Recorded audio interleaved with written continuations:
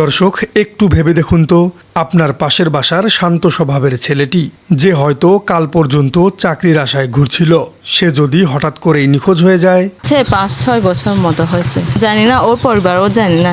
আর কয়েক বছর পর যদি জানতে পারেন সে এখন অন্য দেশের গহীন জঙ্গলে AK-47 নিয়ে যুদ্ধ করছে, কোনো হলিউডের সিনেমার গল্প মনে হচ্ছে। কিন্তু না দর্শক, এটি কোনো কল্পকাহিনী নয়, এটি বাংলাদেশের বান্দরবন ও চট্টগ্রামের পাহাড়ি অঞ্চলগুলোর এক চরম রূঢ় এবং শিউরে ওঠার মতো বাস্তবতা। ইন দ্য লং রান এটা পুরো বাংলাদেশের একটা অস্থিতিশীল পরিস্থিতি সৃষ্টি করার জন্য এটা যদি হয়ে থাকে, এটা একটা মারাত্মক ঝুঁকি তৈরি করে ফেলেছে বাংলাদেশের জন্য, বাংলাদেশকে বা বাংলাদেশের যারা নীতি কৌশল প্রণয়ন। উন্নত জীবন এবং নিশ্চিত চাকরির লোভে পড়ে বাংলাদেশের পাহাড়ি অঞ্চলের অসংখ্য যুবক আজ যোগ দিচ্ছে মায়ানমারের দুর্ধর্ষ সশস্ত্র বিদ্রোহী গোষ্ঠী আরাকান আর্মিতে। তারা শুধু যোগই দিচ্ছেন না, রীতিমতো সামরিক প্রশিক্ষণ নিয়ে মিয়ানমারের জান্ত্রা বাহিনীর বিরুদ্ধে জনসম্মুখে অংশ নিচ্ছেন। আর এই পুরো প্রক্রিয়ার পেছনে কাজ করছে এক ভয়ঙ্কর আন্তর্জাতিক মানব পাচার এবং এজেন্ট সিন্ডিকেট। একটি স্বাধীন দেশের নাগরিক হয়ে অন্য একটি দেশের সশস্ত্র বিদ্রোহী গোষ্ঠীতে যোগ দেবার এই প্রবণতা দেশের সার্বিক নিরাপত্তার জন্য ঠিক কতটা বড় হুমকি। পড়াশোনা বিষয় নিয়ে যাবে, তারপর ওখান থেকে আমাকে ঢুকাইছে। কারা এই যুবকদের ব্রেন ওয়াশ করছে, আর সবচেয়ে বড় কথা, এই প্রশিক্ষণপ্রাপ্ত যোদ্ধারা যখন দেশে ফিরবে তখন কি তারা বাংলাদেশের জন্য এক নতুন এবং অকল্পনীয় বিপদের কারণ হয়ে দাঁড়াবে? যারা মিডিয়েটর হিসেবে কাজ করেছে বিভিন্ন সংস্থা মিলে আমরা তাদেরকেও চিহ্নিত করছি। আমাদের কাছে যদি অ্যাকুরেট তথ্য আসে যে এই ব্যক্তি ওখানে ওই পাশে ওদিকে যে যুদ্ধে জড়িয়েছে, আমরা অবশ্যই নজর রাখবো তার পরিবার, তার আত্মীয় স্বজন এবং তার গতিবিধি। আমরা এমনভাবে নজর রাখবো যে সে যেন দ্বিতীয়বার এই কাজটি। আজকের এই এক্সক্লুসিভ এবং রুদ্ধশ্বাস সংবাদ বিশ্লেষণে আমরা উন্মোচন করব আরাকান আর্মির এই গোপন রিক্রুটমেন্ট বা নিয়োগ প্রক্রিয়ার চাঞ্চল্যকর সব তথ্য। প্রশিক্ষণ নিয়েছে, প্রশিক্ষণ নিয়ে কিছুদিন যুদ্ধ করেছে। আমাদের অনেক আধুনিক যন্ত্রপাতি আমরা আমাদের বর্ডারে সংযুক্ত করেছি, সুতরাং আমরা এখন অনায়াসে এই সমস্ত ট্রেসপাস যেগুলি হয়। দর্শক, সবচেয়ে বড় প্রশ্নটা হলো বাংলাদেশের এই পাহাড়ি যুবকদের কিভাবে আরাকান আর্মির মতো একটি দুর্ধর্ষ বিদ্রোহী গোষ্ঠীতে নিয়ে যাওয়া হচ্ছে। অনুসন্ধানী নিউজের এক গভীর অনুসন্ধানে উঠে এসেছে এক ভয়ঙ্কর রিক্রুটমেন্ট প্রক্রিয়ার ভেতরের অংশ। পুরো অপারেশনটি পরিচালিত হয় অত্যন্ত সুকৌশলে এবং স্থানীয় এজেন্টদের মাধ্যমে। এই এজেন্টদের প্রধান টার্গেটই হল বান্দরবন, রাঙামাটি, চট্টগ্রামের সাতকানিয়া অঞ্চলের গরিব, বেকার এবং সহজ সরল পাহাড়ি যুবকরা। প্রথমে তাদের সামনে লোভনীয় বেতনের চাকরি এবং উন্নত জীবনের এক মিথ্যা রঙিন স্বপ্ন তুলে ধরা হয়। বলা হয় সীমান্তের ওপারে তাদের জন্য ভালো কাজ অপেক্ষা করছে।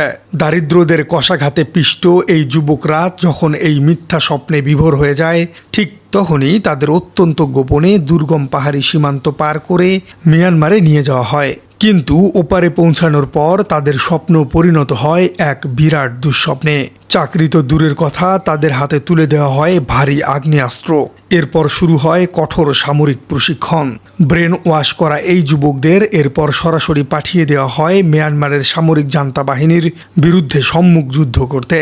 নিজেদের অজান্তেই তারা পরিণত হয় অন্য দেশের এক রক্তক্ষয়ী গৃহযুদ্ধের ঘুঁটিতে। দর্শক, এই ভয়ঙ্কর ফাঁদে পা দেওয়া যুবকদের পরিবারের বর্তমান অবস্থা কেমন? বান্দরবনের আমতলী মারমাপাড়ার যুবক লাসিংনু মারমার গল্পটি শুনলেই আপনি পরিস্থিতি কিছুটা বুঝতে পারবেন।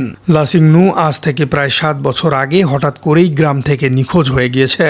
এরপর তার আর কোনো খোঁজ পাওয়া যায়নি। পুলিশের বিশেষ শাখার তৈরি করা 147 জনের সন্দেহভাজন তালিকাতেও প্রথমেই রয়েছে তার নাম।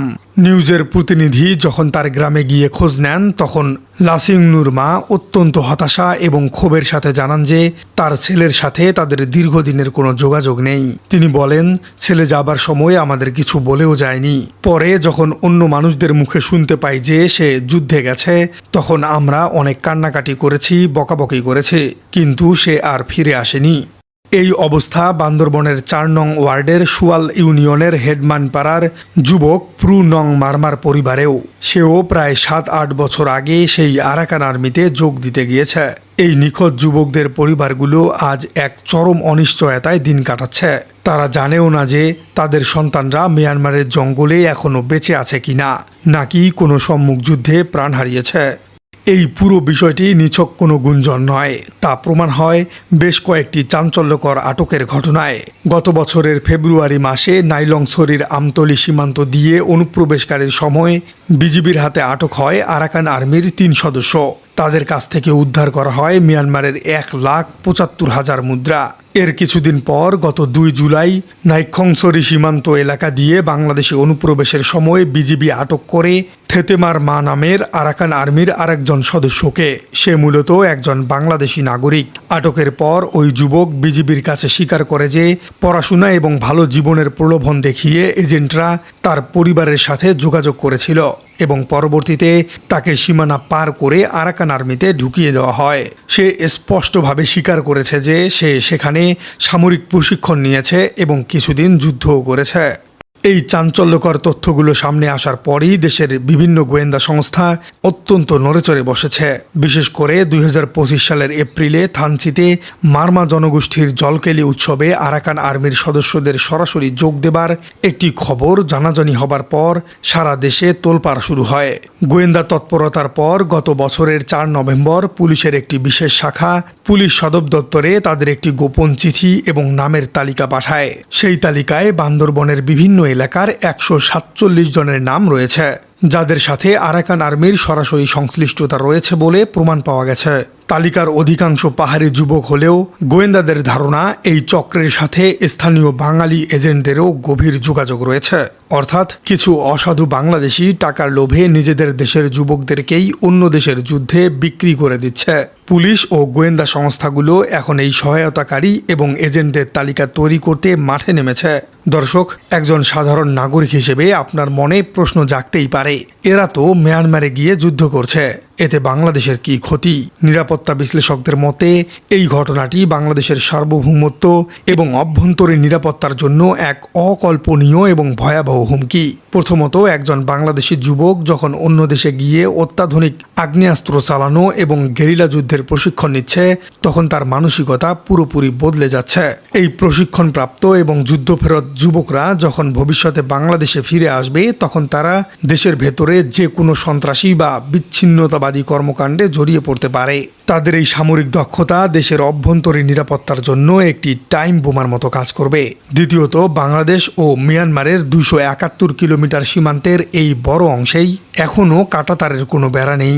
এই অরক্ষিত সীমানার কারণেই আরাকান আর্মির এজেন্টরা খুব সহজেই বাংলাদেশে প্রবেশ করতে পারছে এবং রিক্রুটমেন্ট চালাতে পারছে।